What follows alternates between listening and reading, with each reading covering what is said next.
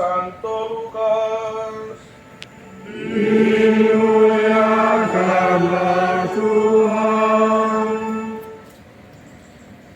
Pada suatu ketika Yesus menceritakan suatu perumpamaan kepada murid-muridnya untuk menegaskan bahwa mereka harus selalu berdoa dengan tidak jemu-jemu. Dia berkata, di suatu kota ada seorang hakim yang tidak takut akan Allah dan tidak menghormati siapapun. Di kota itu ada pula seorang janda yang selalu datang kepada hakim dan berkata, belalah hakku terhadap lawanku. Beberapa waktu lamanya hakim itu menolak. Tetapi dia kemudian berkata dalam hatinya, walaupun aku tidak takut akan Allah dan tidak menghormati siapapun, namun karena janda ini menyusahkan daku, baiklah aku membenarkan dia supaya ia jangan terus-menerus datang dan akhirnya menyerang aku. Lalu Yesus berkata, camkanlah perkataan hakim yang lalim itu. Bukankah Allah akan membenarkan para pilihannya yang siang malam berseru kepadanya? Dan adakah ia mengulur-ulur waktu sebelum menolong mereka? Aku berkata kepadamu, dia akan segera menolong mereka. Akan tetapi, jika Anak Manusia datang, adakah ia menemukan iman di bumi ini? Demikianlah sabda Tuhan. Terpujilah Kristus.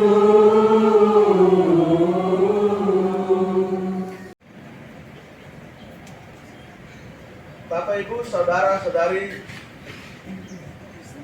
Tuhan mau supaya kita ada di hadirat Dia setiap saat. Berada di hadiratnya setiap saat itu wujud konkretnya adalah berdoa. Kita berdoa bukan soal mulut komat kami, salam Maria dan seterusnya. Bukan itu saja. Tetapi berdoa berarti membiarkan Tuhan menguasai hati dan pikiran kita. Permohonan kita cuma satu, Tuhan tinggallah di dalam aku, dan dengan demikian aku ada di dalam Engkau.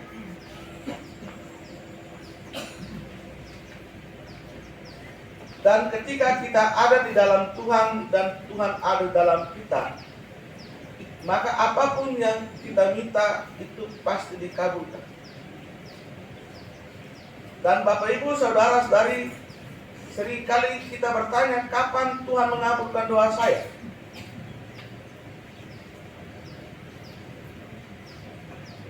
Mengapa banyak doa kita tidak dikabulkan? Karena itu bukan kebutuhan kita. Itu hanya keinginan kita saja. Tuhan mau supaya yang kita minta itu adalah yang kita butuhkan. Dan Tuhan mengabulkan apa yang kita butuhkan, bukan apa yang kita minta. Dan Bapak Ibu saudara sekalian, seringkali dalam kehidupan sehari-hari Tuhan telah membuat banyak hal untuk kita, tapi kita tidak tahu bersyukur. Kenapa? Karena kita hanya berfokus pada apa yang kita minta.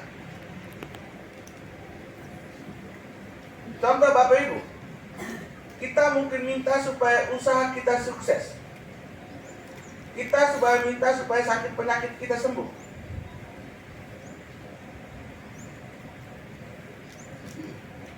Tapi Tuhan tidak menyembuhkan sakit penyakit kita.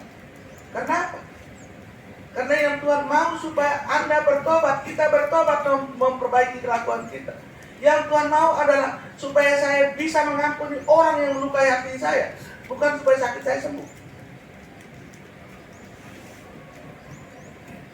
Tuhan mau bukan supaya usaha saya lancar dan seterusnya. Bukan. Tuhan mau supaya saya bisa melayani siapapun yang datang kepada saya dengan tulus ikhlas. Misalnya,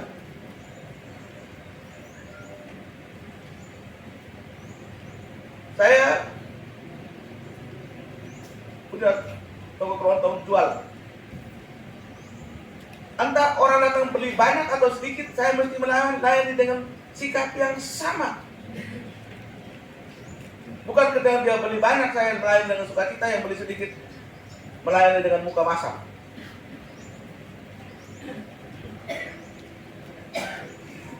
Itu Tuhan tidak mau. Atau juga kadang kita berdoa supaya orang ini bertobat dari kelakuannya yang aneh-aneh. Sudah kita berdoa sekian lama, orang ini kok tidak berubah, maka harus doanya dirubah. Bukan Tuhan buatlah dia bertobat, bukan. Tuhan hajarlah dia supaya dia bertobat. Karena apa? Karena orang itu akan mulai bertobat ketika dia menderita.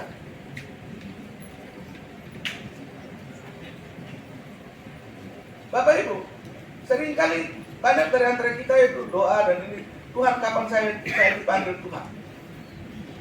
Mengapa Tuhan biar saya masih hidup?